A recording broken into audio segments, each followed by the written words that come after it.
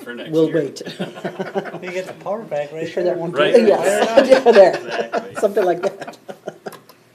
That's the plan.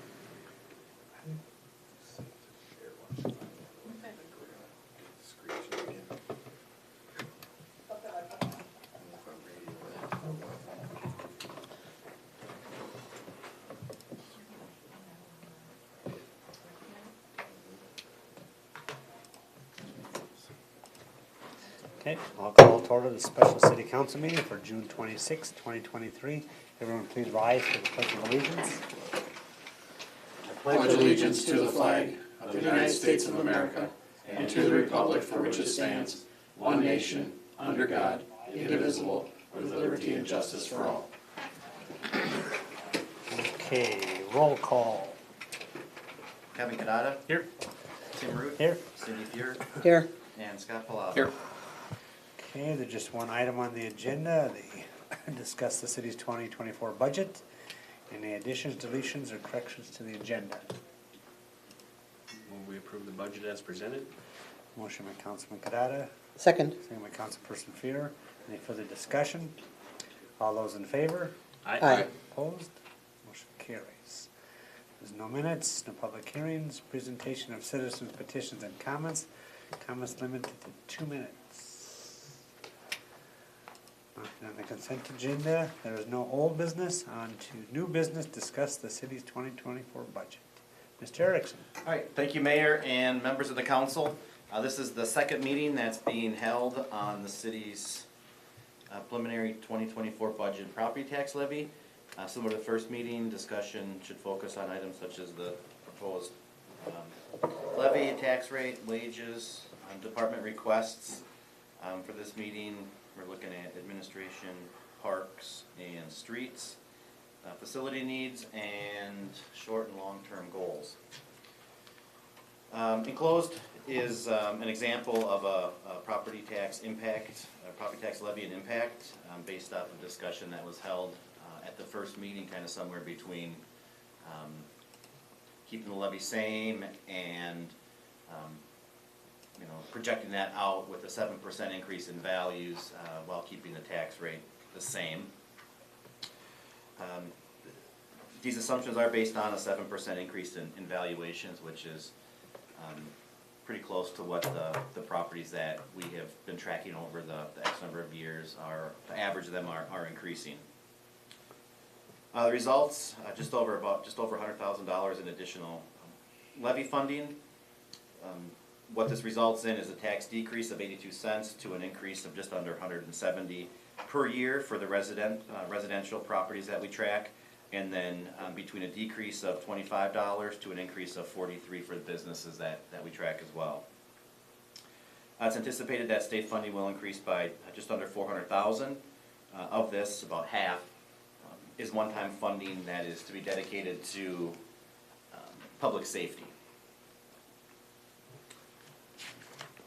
I don't know if you guys have any thoughts or questions on any of the levy or tax impact. It does reduce the tax rate from 54.441 to 52.648.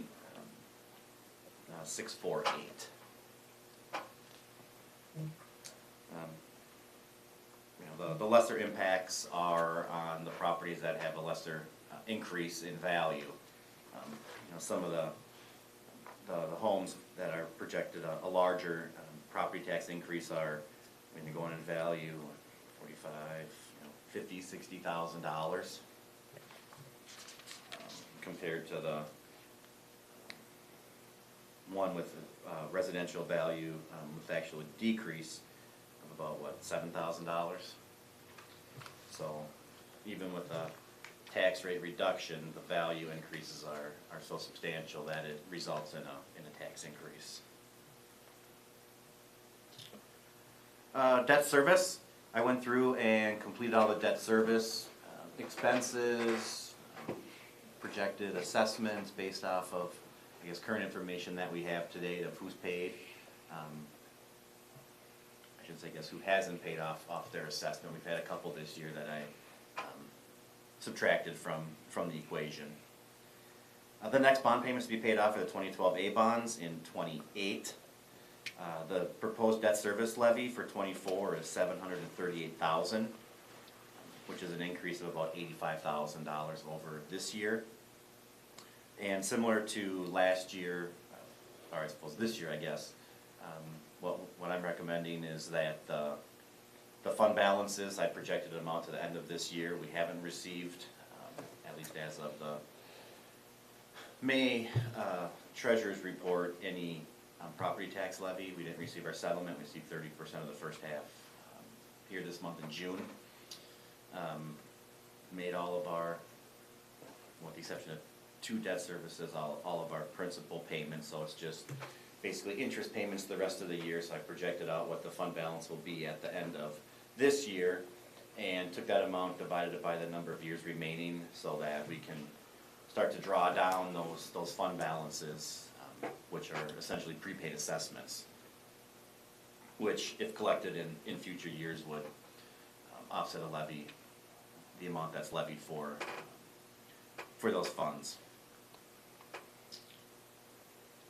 Any questions on that, or I don't think we're in the market to do any refis yet this year or even next year, so as you'll see in the audit presentation on Thursday, or if you guys looked at your packet, since we're talking about debt service, the charts on debt service, it's interesting that the amount of interest that is due on the bonds now, since we refinanced a bunch last year, and over the last couple of years, had an average interest rate of probably less than 2% compared to prior years where, probably double that. So, nice to see more going to principal than interest, I guess.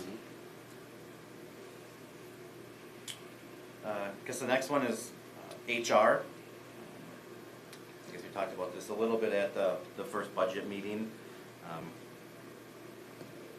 Wage increases are proposed to account for some inflation over the last 3 years. During this year's budget process, the council agreed to give several employees larger increases to work towards getting them to market rate in 3 years. This would be year 2 of 3 in that process. And then I think the only thing different here is since our last budget meeting, the CPI for May of '23 came out at 4%. So 23 year-to-date inflation year over year is about 5, or the average of those months year over years, 5.3% compared to the same time last year at 8.2. As was discussed or proposed at the first budget meeting, proposing a 5.5% increase for employees, looking at increasing the overall pay scale by 2%, and then 3.5% between the steps. I think our pay scale is competitive with the market. So instead of doing one or the other like we've been doing over the last couple of years, I thought that since we're on track with it, we should keep it there. So I kind of split it up between the two, if that's, I guess, what the council agrees to go with. All-in increase is about $143,000, which would be the wages and then other city-associated fees, Social Security, Medicare, PERA. It's about just over 15% on top of what wage increases would be. I did include the pay scale for review. I'm not sure if you guys have any thoughts on that, or any questions? It would be nice to stay competitive with the surrounding communities so we can have a good work base here.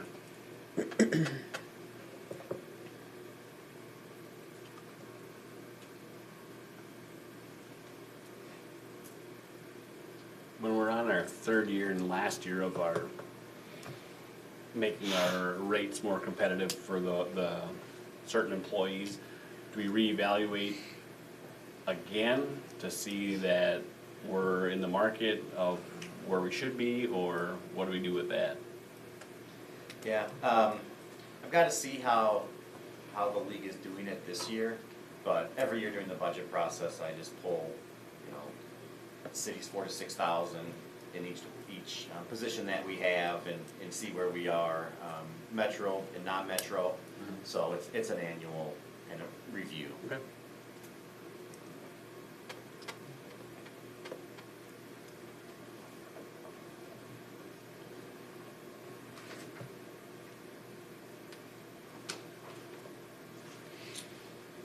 I guess the only thing that I would say is there probably could be, maybe one step before one, or the new one.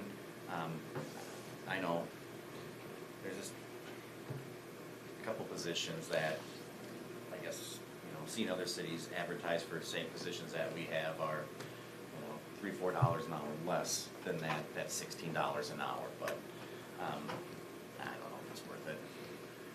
When we're putting out for applications or, for those positions, do we have many people applying for those jobs now with, say, we're at 16, The only ones that we've since increasing to 16 that we advertised for have been the seasonal.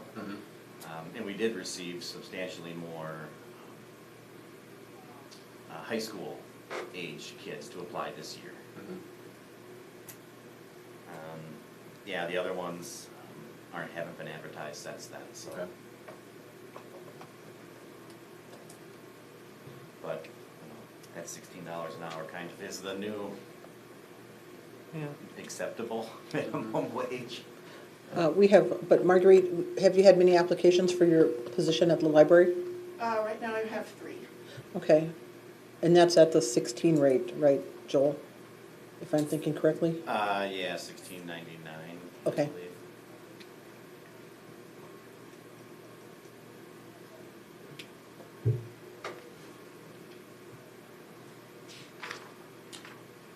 Well, I guess there's nothing, I'll keep plugging away. Well, I guess getting into the departments, the line items. First one is council. You guys' pay is set by city code, so that's what's been incorporated there. With an election at 24, I did include a minimal amount of legal, just in case there were some questions. And then, not knowing who the council member that will be elected to fill the vacancy will be, but come the first of the year, it might be worthwhile to have them attend the League of Minnesota Cities newly elected officials training.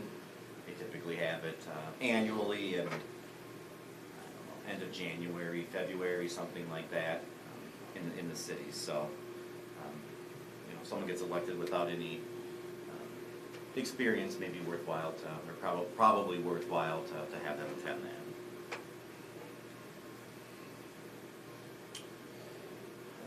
Administration, I do need to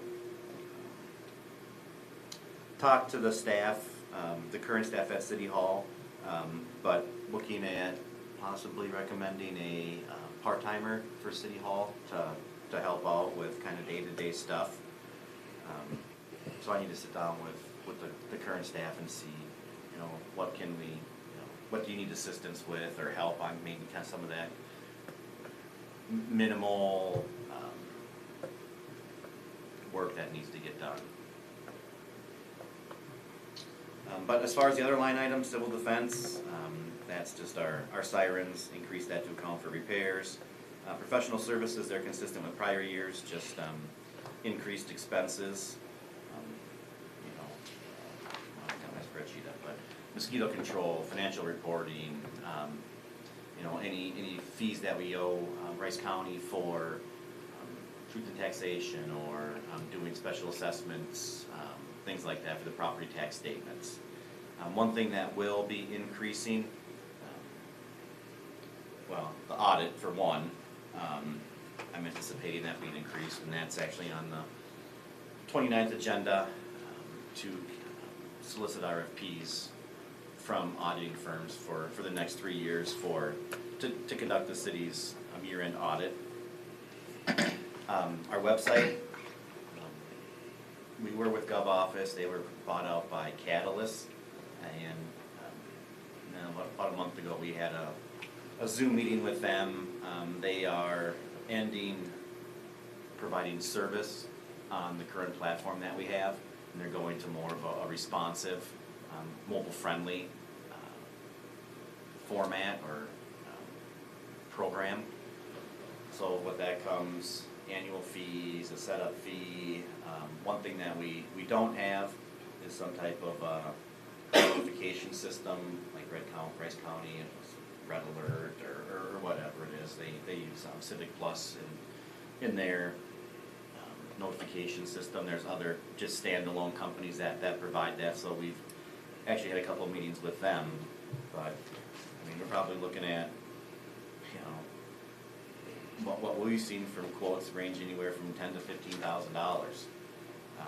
And you're probably looking at, you know, half of that for annual support fees. So right now we're paying $660 a year.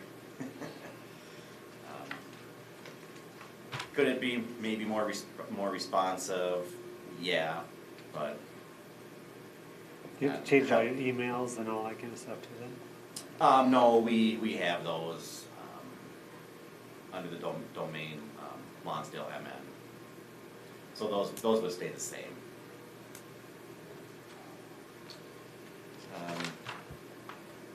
And then also IT services. Right now, you know, we contract for backup, storage, you know, things like that. Some minimal support.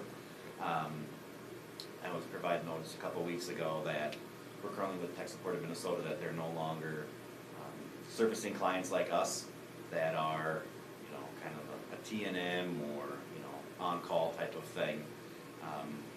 So have met with a couple firms, but Tech Support kind of gave us a deadline. So I've been working with them on a proposal. You know, it's gonna, IT services are probably gonna double. They're gonna go from, you know, we're anywhere from, what did I put in here, 12 to 1,500 a month, to 2,500 a month. So it'll be a probably $12,000 increase.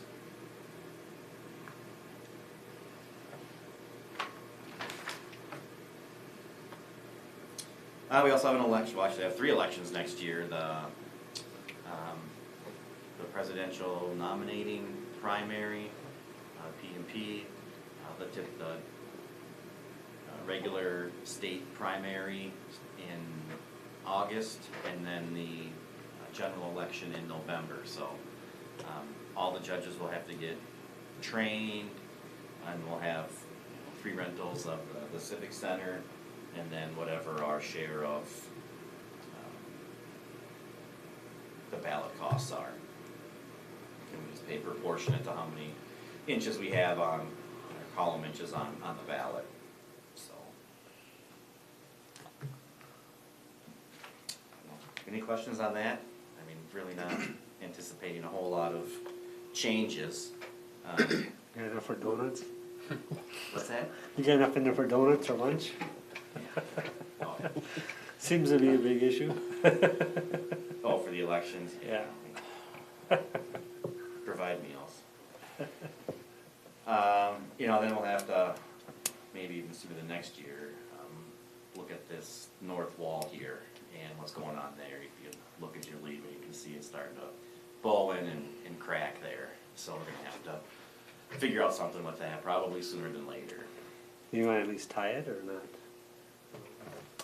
There's kind of, that's usually if you open it up, it's fix it all, or, you know, the best fix is to dig it out and see what is cracked, how much is cracked, and either pour a wall behind it or try to get core fill down the block if they're, I'm assuming they're 12-inch There's no blocks. risk of it caving in, is there? You wouldn't think, I mean, you're talking maybe what, quarter-inch right now? right, you know, but you get the 100-year flood or whatever, the 100-year rain, you never, Remember those Say active never. ones on 7th, they were falling in when they were being built. right?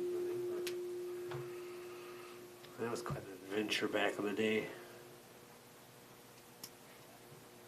But yeah, I guess yes, you should look at it sooner than later.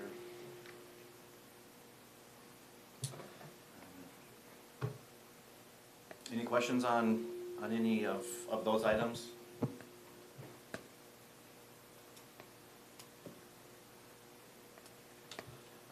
Parks, again, not a whole lot of changes.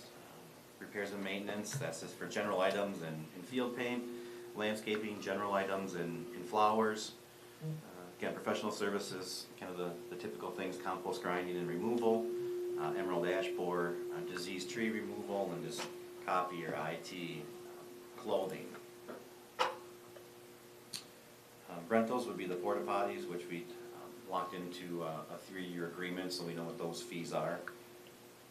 And then just if there's, staff needs some miscellaneous equipment to rent for a couple hours or half a day or what have you.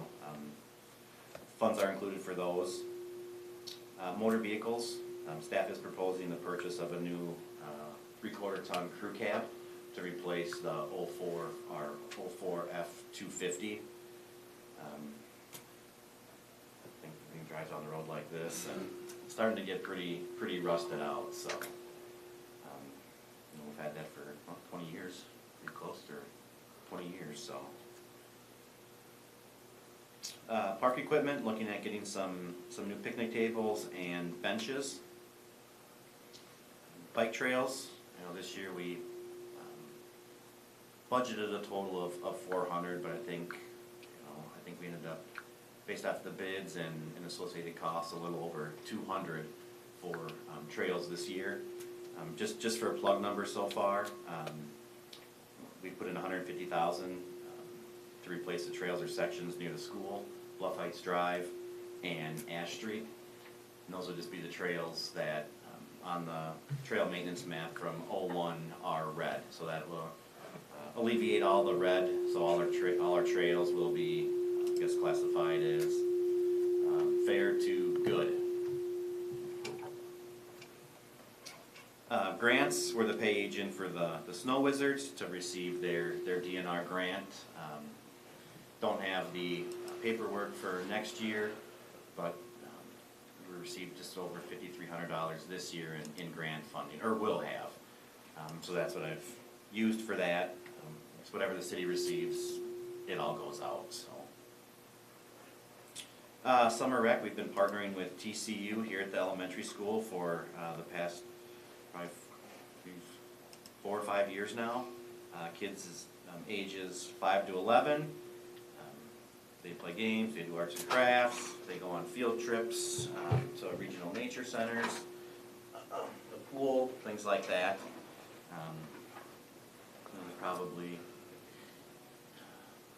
30 plus kids that participate in that, so I think it's well received. The park board always comes to the budget meeting at the end of July, kind of in lieu of their July meeting. So we'll work at the staff level to update their presentation and include stuff that they talked about at their June meeting. I think the main thing was if pickleball takes off, some maybe a permanent location for that. And I know budget discussions for this year, there was talk of frisbee golf.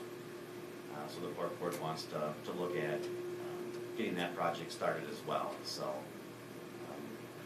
I guess in the short term, we'll be looking at what we can do for layout, how to get it laid out, things like that. Any questions on parks?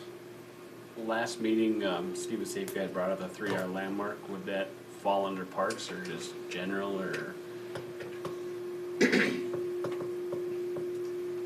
Yeah, I thought about that today when I was calling, switching over all the utilities and everything. I'll have to go take a look at it and see, I think really what it comes down to is replacing the siding that wasn't replaced back in, I don't even know when that was, 6 years ago? I don't know, everything seems like yesterday. Right. The last time that we painted it, we probably replaced a third of the siding. So probably looking at whatever wasn't replaced then, replacing that, and, you know, scrape, sand, prime, paint type of thing. So yeah, we will have to include some type of funding for that.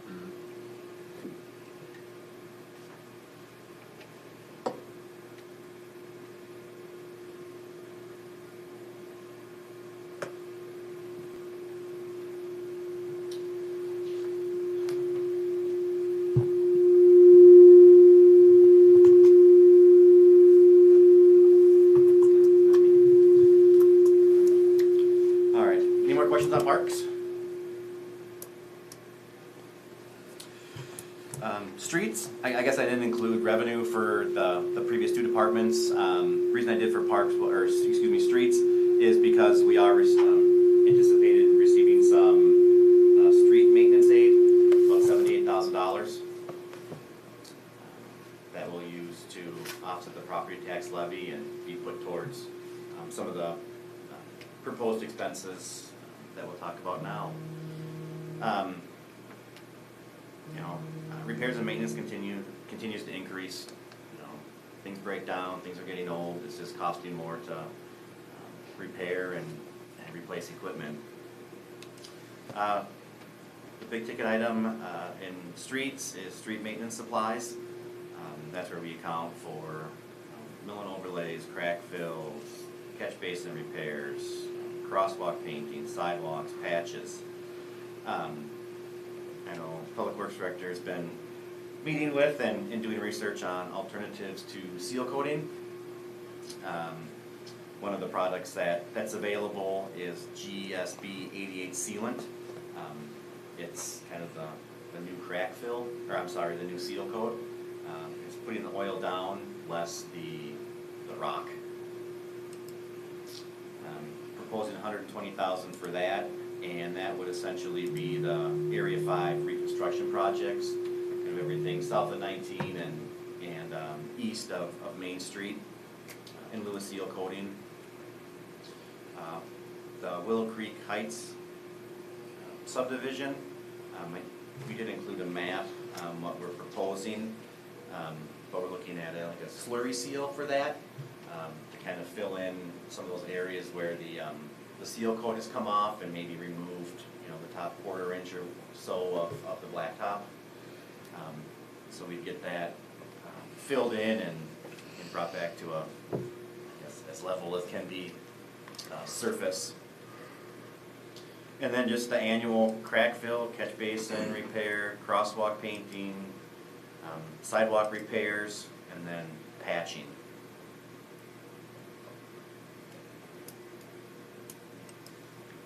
Questions, thoughts, concerns on that? We'll be bringing back a more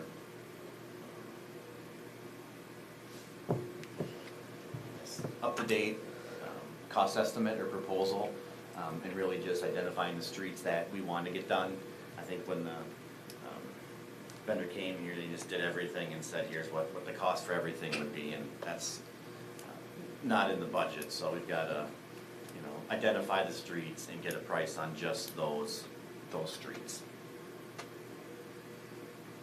Or set the budget amount and say, what can we get type of thing.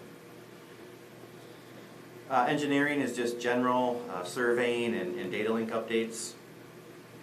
Again, the other half of the new 3/4 ton crew cab, capital outlay, 50% of a new snowplow mount bracket for the payloader. I'm trying to think of, remember what that dollar amount was, but it's an expensive piece to get, so we're proposing to budget over 2 years and purchase that next year. Snowplow mounting bracket for the quick catch or what? Yeah, so we would take off the mold boards themselves. Those are okay. It's just the bracket that it pivots on and attaches to the loader. Every year it's 2 times. It's going to Novox to get welded up. Is that loader hanging in there pretty well The yet? loader's doing great. Okay. It's just that's taking all the force, that the bracket. It's the part that pivots side to side. And it's just, You have to buy from John Deere? from Christ Steel. Or someone like that. Okay. I can't remember, I think we were proposing 12.5, it was like 25 grand. It was like 25,000, yeah. Are they improved or? It's the same thing. It's just, ours has so many patches on it and that just, the brake keeps on creeping with every patch. Does that assembly have the part number? If you could figure out the part number, why don't you send that to me? Okay? Let's see. Yeah, it's not like a custom made. No, it should be like a John Deere part number, right? It's a Monroe. Oh, it's an add-on, not from John Deere. No, it's not from John Oh, Deere. I see. I see. No, the quick attach pattern, that's from John Deere. Right. We had that switched on our snow blower. This is from Monroe, or made by Monroe, the one we have. And I believe the city purchased that in like 2002, from what Christ Steel was saying. So it's just out of warranty is what you're saying? Just If it has a history of, repeated failures in, certain areas, would it be worthwhile to bring it over to Novox immediately and have it reinforced? That's what it is currently reinforced. It's, Oh, okay. we'll get, I don't know, well, last year was a testament, but it's usually on a normal snowfall year, one time a year, we're driving it over to Novox so they can reinforce it. It's kind of, you just don't know where it's gonna break. Okay. I didn't know if there was It's kind of a one or two areas that were failing all the time. Well, when you got a brand new one, if you could Oh, I see what you're saying. reinforce it, the brand new one, to avoid that. I'm kind of curious if it's a common failure though. I mean, you shouldn't be spending 25 grand and then have the same thing and go Novox next year. I mean, do they feel the steel is just fatigued or what? The manner of it is, so it's the same exact bracket that's on our Sterling trucks. They're identical.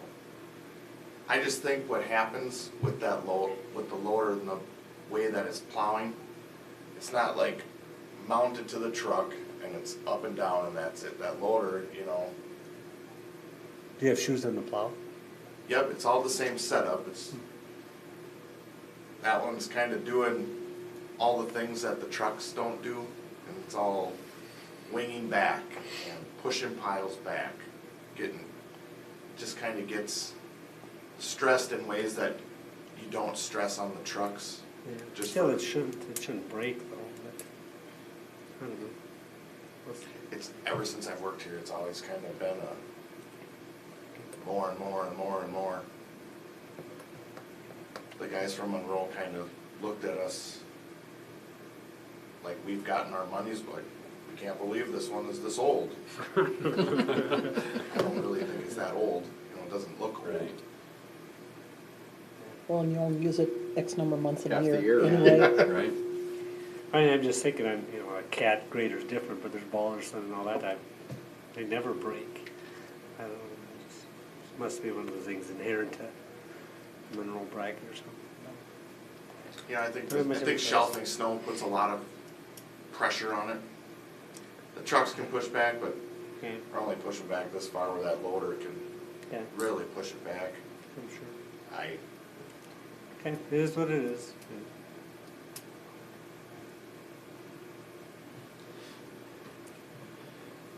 Capital outlay structure, looking at replacing the sidewalk at the public works shop.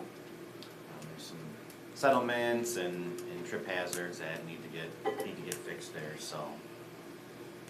And the snow removal, we just got the cost of stuff, increasing that slightly, but not as much, hopefully not as much as last season.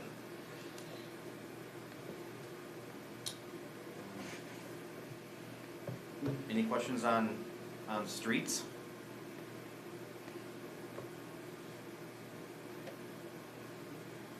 I think it's a good idea to look into different slurry seal or the sealant compared to the chip seal that we are currently doing.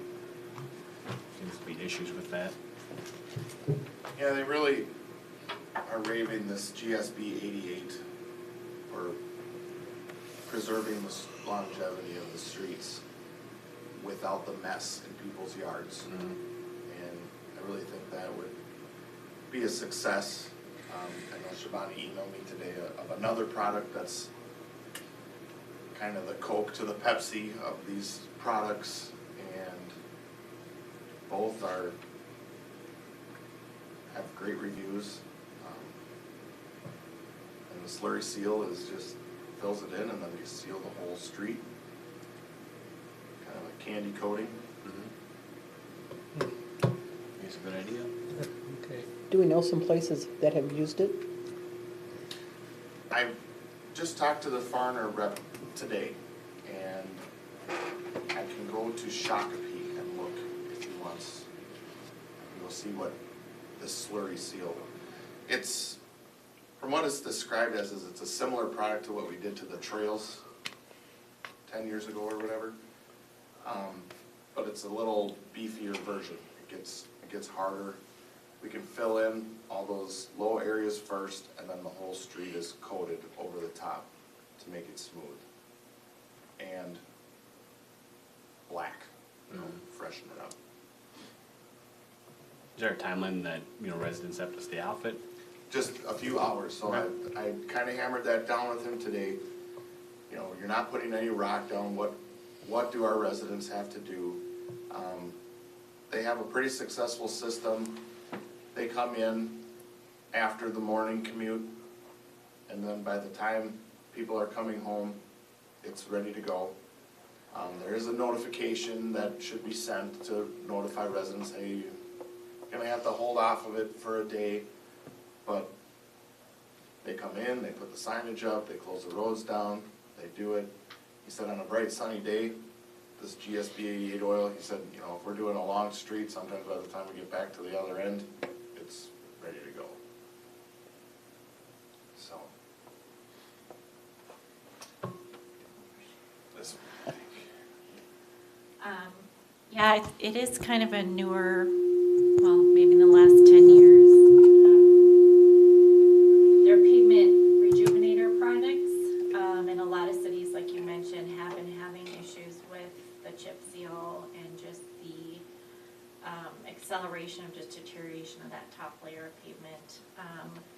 I know there's another product called Reclamite that probably 10 to 15 cities from St. Michael to Woodbury down to maybe Prior Lake have used, and I've used that product as well. They can do a test strip, a test section,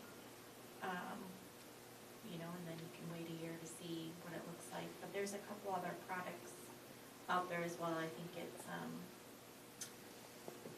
you were seeing more and more of it. So there's a lot of good information out there, but make a decision. Good deal.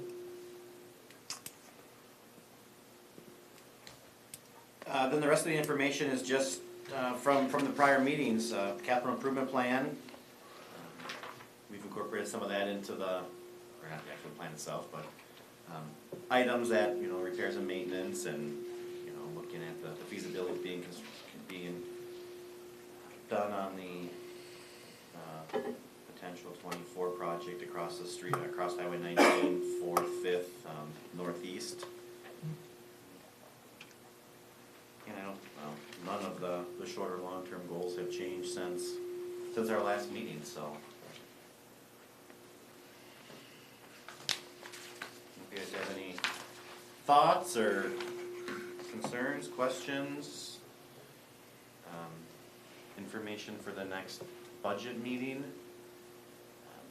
I don't know if you guys looked at the agenda or the packet. I guess it's up to you guys, but I did recommend that our budget meeting on the 10th be canceled. We set that before staffing levels changed and vacations, time off. I guess that's up to you if you guys want to cancel that or not. That's my recommendation, but I guess it is what it is. Well, I think it really boils down to the tax impacts, I think you mentioned if we just, do you feel there's enough money left if we just live off the valuation increases? based on the salary increases, insurance, and Yeah, that's what I've gotta, go through and, like I said, it's another, we've been fortunate over probably the last decade, that our LGA increases annually, so, based off the numbers I saw, we're projected to receive another $100,000 in LGA, next year compared to this year, so I think by, utilizing some of those, increased state aids, that, we probably can get away with, I shouldn't say get away, can balance the budget, based off of, what's proposed in here for a levy increase. what percentage of the residents would you say still pay or still owe assessments? Or have just recently paid assessments? I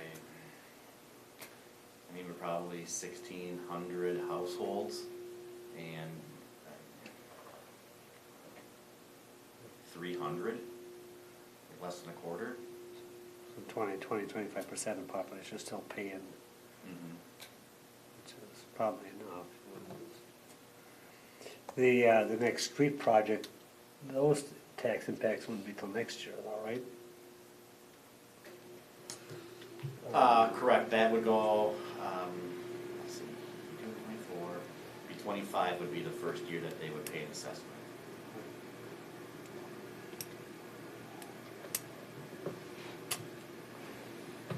So, I mean, I would say that should be, at least be our target, if we could just live on the valuation increase and keep everything the same.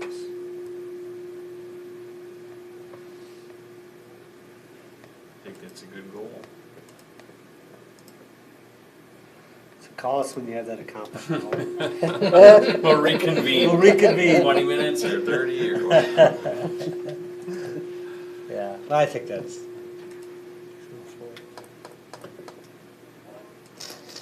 So I think for the next meeting, continue to meet with department heads and kind of fine tune the numbers and continue getting quotes on stuff and chip away at the, the short, long-term goals and get those incorporated into the proposed budget. And I think we've decided on the enterprise fund, even with that bond being paid off, we'll just keep the rates basically the same and Yep, accrue for future. yep. Okay. I feel like just at the water, what that's gonna need in the next 10 years. Right, And those are some big numbers. right. Right, and I think if you actually, I'm trying to remember if the audits, I had looked at it for a week or so, but I think there was an operating loss in the water fund. So basically what's, carrying that along is the whack and sack fees, which, really should go towards the debt service payment. And Right. they're kind of, helping offset operating, so, probably be looking at, where we need to be for that, and, Right. like was just discussed, I mean, what are we, 400,000 for repairs at the booster station, I think we're projected. And that's being recommended for next year, so we will be looking at incorporating that. I guess that's my point, if you held the line of taxes, maybe you look at enterprise funds or the water fund, maybe do something there. Yeah, I don't remember the last time we raised water rates, but I'll have that information, and as soon as to the beginning of the year as I can, after everyone kind of gets settled in, I get all the rates from surrounding communities, so I'll provide that sheet as well. Because I believe right now, compared to the surrounding communities, we're still less for water and sewer rates for an average monthly bill of about 7,000 gallons, so.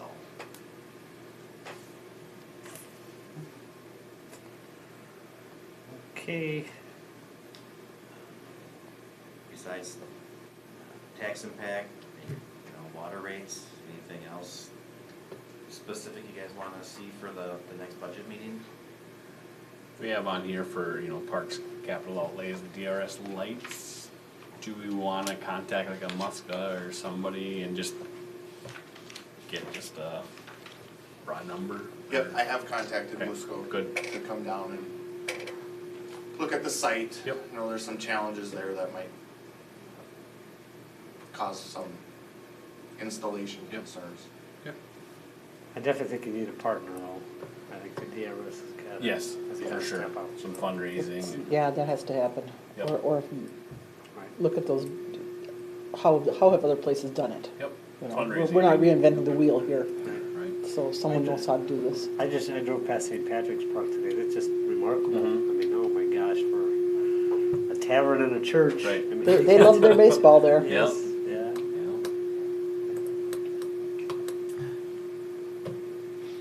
Otherwise, that's what I got. Anybody else, maybe? Okay, Will we adjourn? motion by Councilman Kadada, Second, second by Councilperson Fair. Any further discussion? All those in favor? aye. Opposed? Motion carries. This meeting is adjourned.